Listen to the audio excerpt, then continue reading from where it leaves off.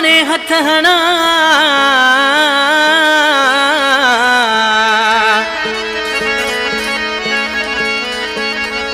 अड़ाए अखियूं इश्क में पयो हाणे हथ हणा है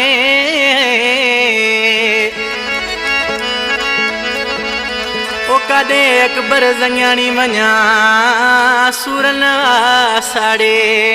छॾियो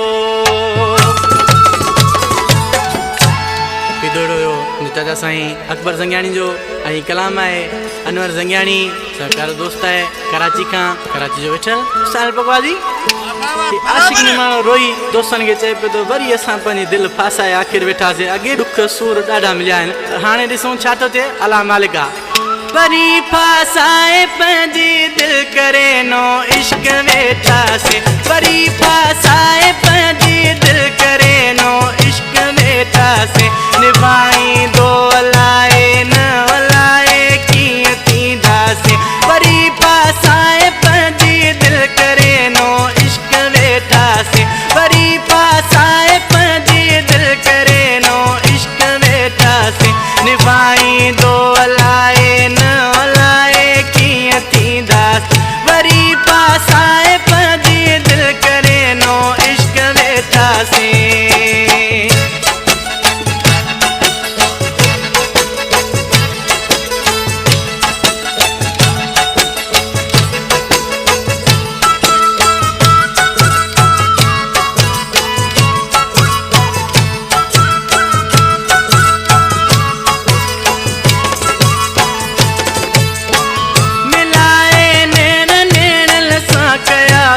प्यार जा वायदा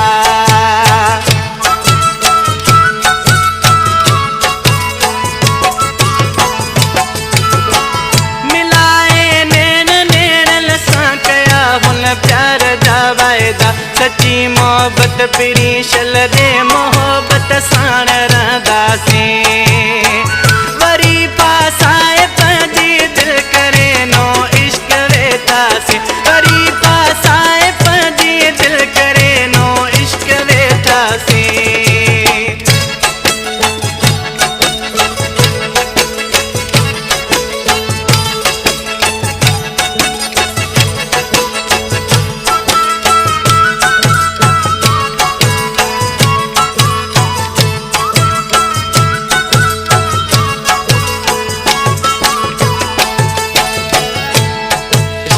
जानी आशिक अयां बि चए थो जाॾे वञा थो मूंखे सिर्फ़ु उन जी यादि सताए थी छा थो चए जिथे वेहा वञा जाॾे हूंदो हर ख़्याल में आहे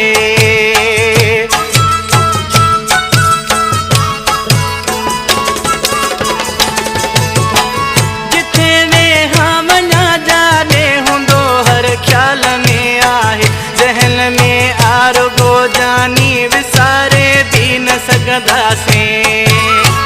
वरी फासाए पंहिंजी दिलि करे नो इश्क वेठासीं वरी फासाए पंहिंजी दिलि करे नो इश्क वेठासीं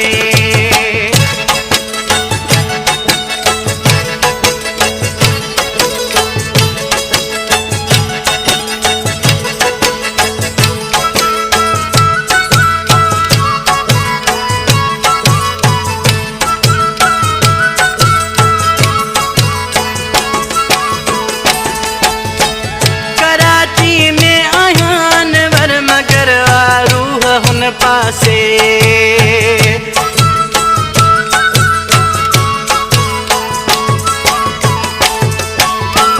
कराची में आयान वर मगर रूह हुन पासे न वणंदी ॻाल्हि बि आहे ज़ंगियाणी कीअं जीअंदासीं वरी फासाए पंहिंजी दिलि करे नो इश्क वेठासीं वरी फासाए पंहिंजी दिलि करे नो इश्क वेठासीं निभाईंदो अलाए न